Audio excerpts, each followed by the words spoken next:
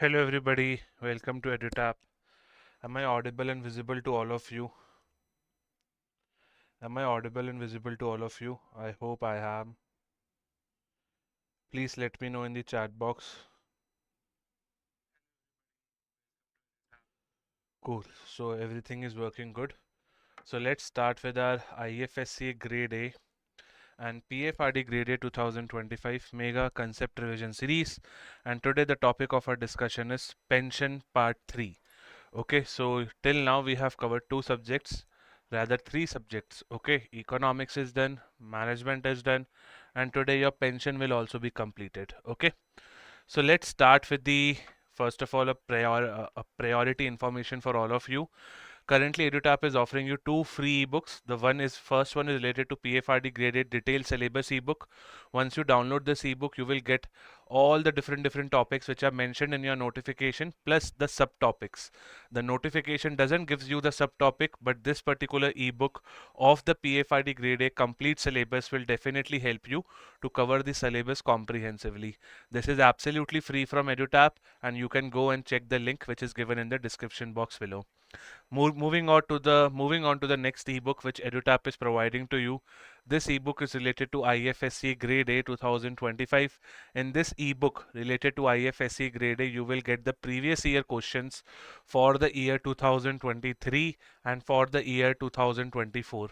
Okay, and previous year questions will basically help you to analyze multiple different questions so that you can understand that what type of question appears in the exam. This is also absolutely free. You can go in the description box below and download it. Now let's start with the first question of the day, which is your, I would say, what? On UPS. So yesterday we have discussed questions on NPS. Now we are discussing UPS. On which date the central government introduced the unified pension scheme for the government employees? Now over here we are asking you the introduction date. We are not asking you the implementation date. Okay. In the case of UPS, implementation is different and the introduction date was different. So my question is very straightforward. On which date the central government as in the BJP right now, right, introduce UPS on which particular date? So what will be my answer over here? I cannot see any answers in the chat, so I hope that you are not aware about this. The correct answer will be 24th of August 2024, which is your option number C. Okay, so if you see, my friend, on 24th of August, that is 2024, and if you see in this particular date, on this particular date rather, the central government announced that they are bringing the concept of UPS, but the official implementation, okay, the official implementation it is being implemented from 1st April 2025. So do remember the announcement date and the implementation date. These are very crucial for you. Moving forward to the next question, question number 2. So today we will do some questions of UPS, then we will move forward to some other miscellaneous topics. Which of the following statement about UPS is or are incorrect? So you have to read the statements and then tell me which one is correct. Okay. So government employees currently under NPS can opt for UPS, but the decision once made is final. So if any government employee who is covered under National Pension System, if they try to move towards UPS, they cannot try to move back. So if you take the decision, then you stay over there. So this statement is correct according to me. Okay. The last date to opt for UPS scheme for the government employees is 31st December 2025. Is it? We will come to know. Maharashtra was the first state to adopt UPS for the state government employees. Okay, for the state government UPS, Maharashtra was the first state. Yes. So statement number 3 is also correct. The UPS scheme is expected to benefit over 23 lakhs central government employees. So minimum 23 lakhs central government employees will be benefited by this particular scheme. Yes, this statement also looks correct. But I doubt regarding statement number 2. The last date for opting for UPS for central government employees is not 31st December. It's somewhere in September 2025. So if you see only 1, 3 and 4 are correct, therefore your answer will be option number A. Yes, the correct answer will be option number A. The government employees currently covered under NPS can opt for UPS, but the decision is final. Incorrect. Second statement is incorrect. The last date to opt for UPS is 30th September 2025, not 31st December. Do remember this. Next two were easy, right? So next two statements were good to go. Moving forward to the next question, question number 3. Who among the who among the following is not eligible? The question will be not eligible. Who among the following is not eligible for UPS? इनमें से कौन UPS के लिए eligible नहीं है? And if I just discard my PPT, who among the following is not eligible? Okay, now try to answer this question. An existing central government employee covered under NPS and is in service on 1st April 2025. A newly recruit in central government services joining services on or after 1st April 2025. So first statement tell you the existing one, and the second one is the new recruited in the central government services post 1st April 2025. A central government employee who has covered under NPS and who has also superannuated, voluntarily retired or retired under the fundamental rules of 56J or on before 31st March 2025. A legally wedded spouse of the retired or superannuated central government employee being an NPS subscriber and demise before exercising the option of UBS. Okay, employee superannuating or resigning before 10 years of service. So please give me the right answer. I can see maximum of you are going towards E. Yes, do remember, if you are an employee of your central government job and if you are superannuating or you are resigning before 10 years of service, then definitely you are not eligible for UPS. Do remember this. So please have some time or have some clarity that who is eligible and who is not eligible. So this PDF you will get on our Telegram channel, right? So on Telegram channel you can go and read it, but the link of Telegram channel is given in the description box below. Moving forward to question number 4 now. Under Unified Pension Scheme, what are the contribution rates by the employer and employee respectively? So if you see under Unified Pension Scheme, what are the contribution rates of employer and employee respectively? Employer 10%, employee 18.5% of basic salary plus DA. Employer 12% plus employee 10% of basic salary only. Employer 18.5%, employee 10% of basic salary plus DA. Employer 18.5, employee 10% of the basic salary plus HRA or none of the above.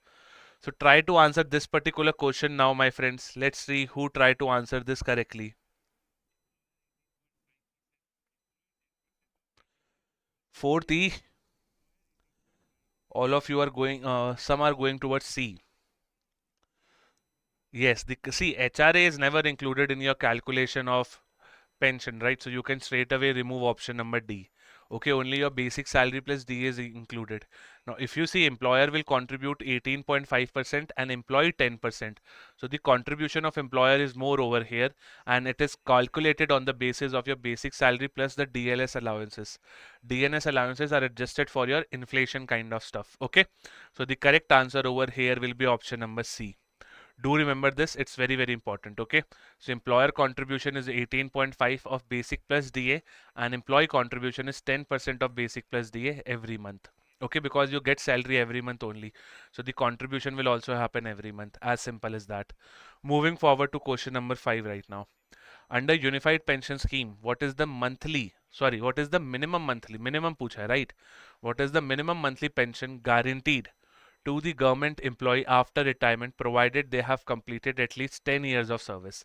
If they have not completed 10 years of service, or if they have superannuated before 10 years of service, then you cannot even apply for UPS, right?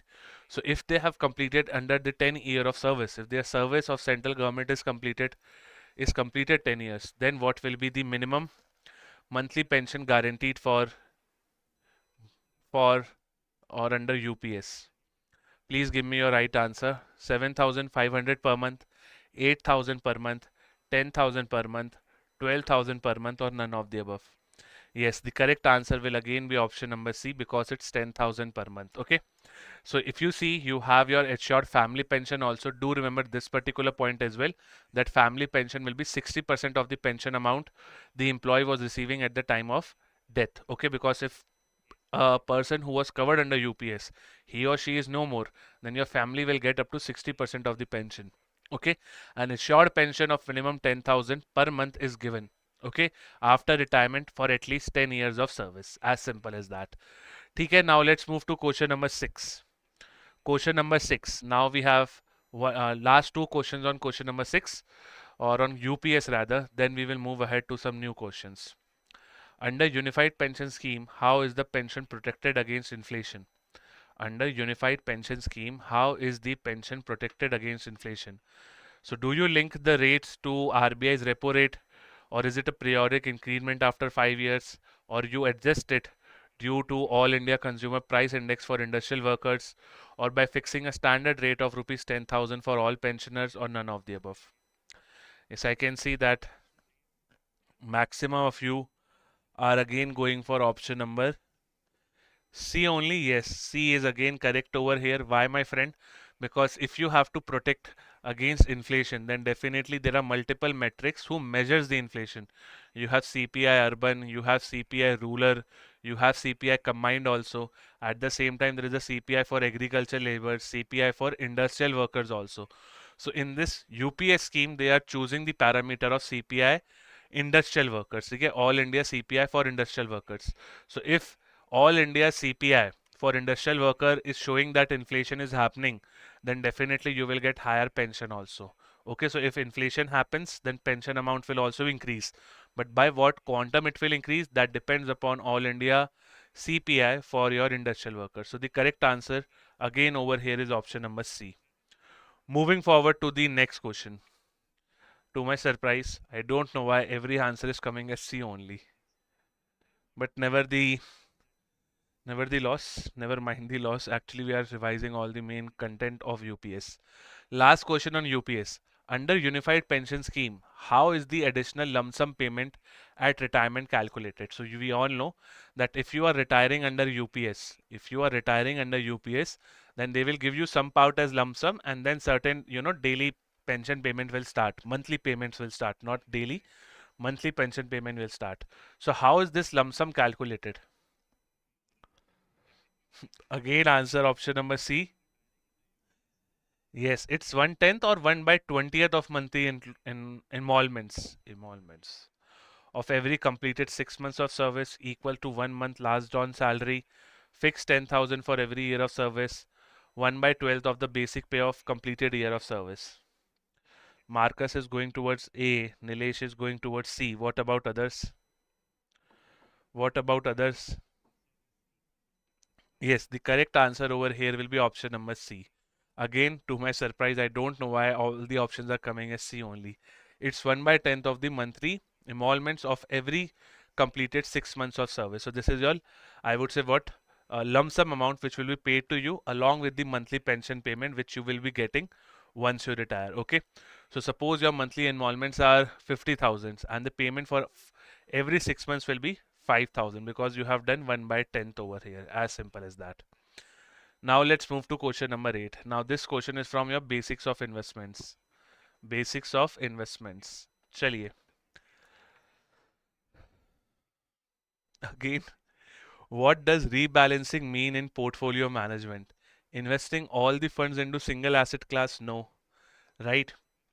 Frequently selling assets without considering the market trends? No. Adjusting the portfolio periodically to maintain the desired allocation? Yes. Again, I'm very surprised that how the all answers are coming as C only. Yes, the correct answer will be C. Rebalancing basically means what? That this year I think equity will be more. So I will give 60% to equity. Rest part can be given to like debt or to bitcoins or to any other asset class, right? Moving forward to next question, which is question number 9. What does passive portfolio management means?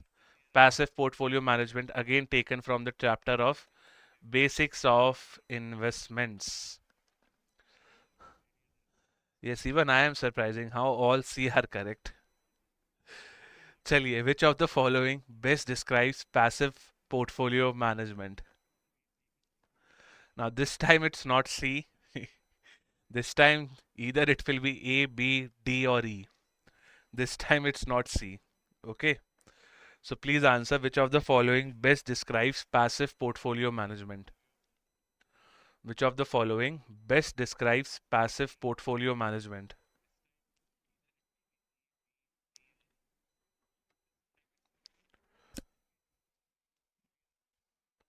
Yes, frequently trading assets to take the advantage of short-term market opportunities, holding investment for long-term to track specific index or market segment, investing only in high-yield bonds for quick returns, continuously shifting between asset classes every month, relying on speculative trading strategies to maximize profit.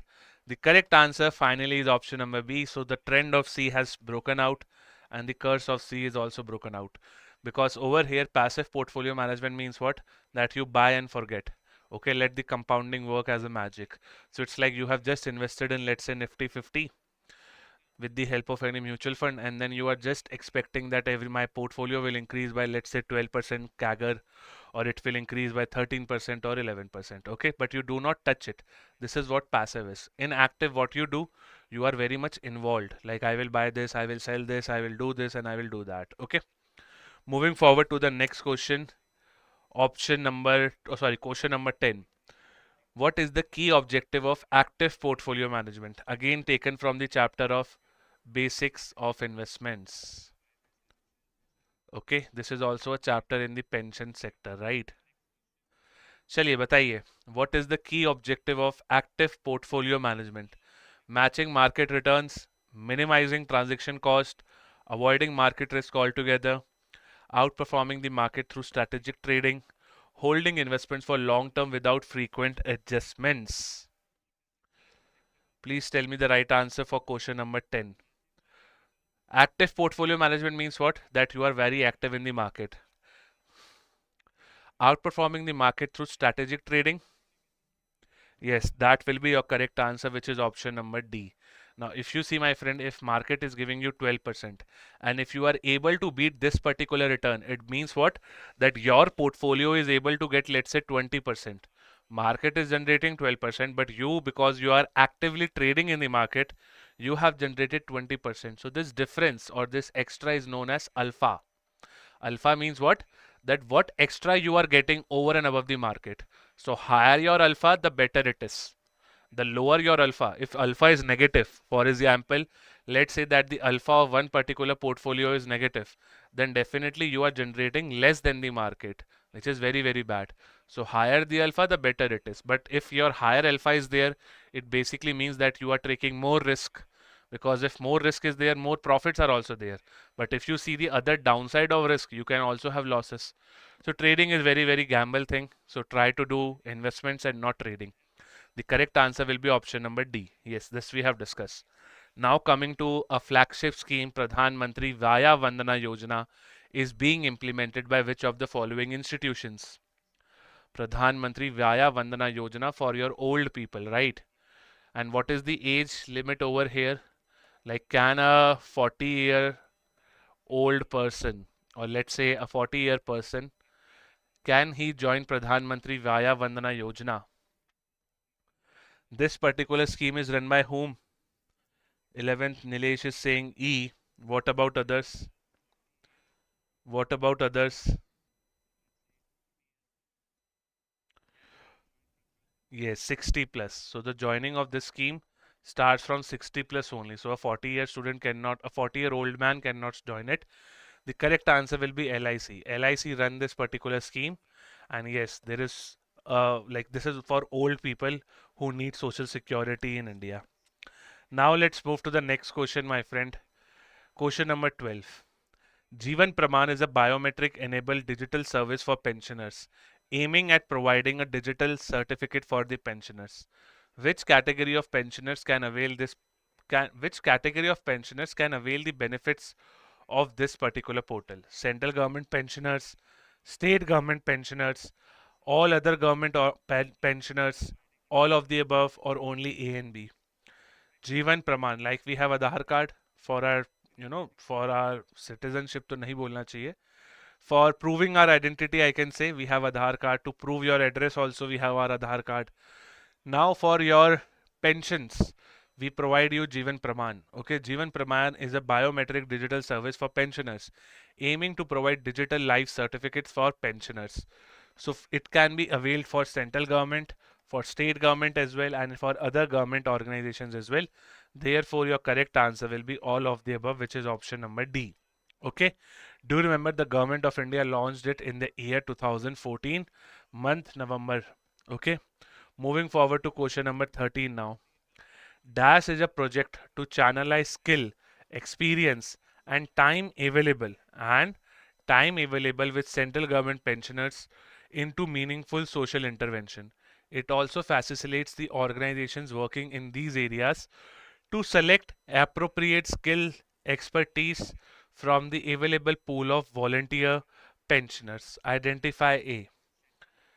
I'm asking for question number 13. 13, Nilesh is saying D. What about others? Bhavishya. Is there anything like Bhavishya? Tejas, Samadhan or Sankalp? Nilesh is going with option number D. What about others? Please let me know your answers in the chat box. The correct answer over here will be Sankalp if I'm not wrong, not Bhavishya. Sankalp is basically a initiative run by Government of India, and this will help, multiple, kind of voluntary thing which will help to create a pool of volunteers. It's an initiative of Department of Pensions and Pensions Welfare. So Sankalp is a project to channelize the skill, experience and the time available with central government pensioners into meaningful social interventions. Okay, so you can do a social intervention basically means what? That you can do a contribution to the society. At present, only central government civil pensioners, defense civilians, defense retirees are eligible to register on Sankalp. Right. Now let's move to 14th. One question from NPS, or rather two questions I will ask you again from NPS. NPS has a multiple list of questions which they can ask you. Which of the following statement is true regarding Tier 1 and Tier 2 accounts under the NPS? Which of the following statement is true regarding Tier 1 and Tier 2 accounts under the NPS? Please tell me. Which of the following statement is true regarding Tier 1 and Tier 2 accounts under NPS? Tier 1 is optional and allows free withdrawal anytime. Tier 2 is mandatory for all government employees. Tier 1 is permanent, non-withdrawable account and is mandatory for government employees. Tier 1 is optional? No. Tier 1 is mandatory rather. Tier 2 is mandatory? No. Tier 2 is a kind of an optional thing. So they were interchanged, right? T1, that is a Tier 1 account, is permanent, non-withdrawable account and is mandatory for all the government employees. Yes, this statement is correct. Therefore, your answer will only be option number C because they are asking you the true statement. So 1 and 2 are incorrect. 1 is correct, 3 is incorrect. 2 is incorrect, 3 is also incorrect. Only 2 is also incorrect. So only 3 statement was correct. Therefore, your answer is option number E. Good. So you can see in Tier 1 it is mandatory, non-withdrawable, permanent retirement account. But it is Tier 2 is optional and freely withdrawable. Okay, so the minimum, ये भी important है. The minimum contribution at the time of opening is 1000 and no minimum contribution per year and minimum amount per contribution will be rupees 50. Okay, cool. Now let's move forward to question number 15. Last question of the day. Last question of the day. How many annuity service providers are there in NPS? Now this question, if I'm not wrong, appeared in NPS Grade A of the year 2025 itself. So the NPS Grade A was also scheduled, right? So how many annuity service providers are there in NPS? How many annuity service providers are there in NPS? 10, 12, 14, 15 or 8? And annuity service provider basically means what? That these are the basically financial institution which will give you the amount of annuity. Okay, so you deposit your money and then you will receive it also, right? But who will provide it? It will be provided by annuity service providers. So what is the correct answer? 12. Nilesh is asking is B is correct. What about others? Marcus is there. Nagendra is there. Marcus is going with B. Nilesh is also going with B. Nagendra is saying 8. The correct answer will be 15. So there are 15 annuity service providers, okay? An annuity service provider provide you annuity, and currently if you see 15 ASPs are registered on the NPS Trust website as well, okay? Now this is the end of your pension questions, and if you want to get the live classes of EduTap in IFSC and PFRDA, then currently we have launched 4 more than 4 courses rather. I will directly take you to our website to show you that how the EduTap has been helping you. If you come to our website, you will see in the courses bundle, you can just come in PFRDA, and if you are planning for both PFRDA and IFSCA, then you can purchase our PFRDA and IFSCA Grade A course.